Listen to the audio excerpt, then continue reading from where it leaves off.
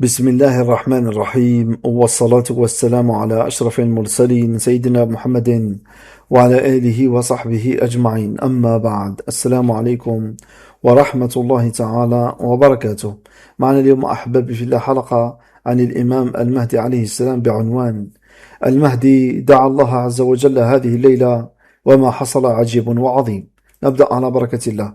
جاء في حقه آياته يراها المرجفون سحرا ولا يبالي إلا بباب القبر، وأصحابه نوابه يعرفونه بكتابه، ليس له مكان ثابت.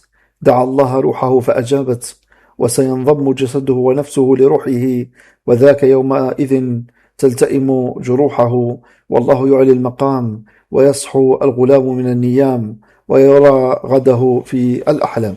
هذا أحبابي في الله، نستودعكم الله، والسلام عليكم ورحمة الله تعالى وبركاته.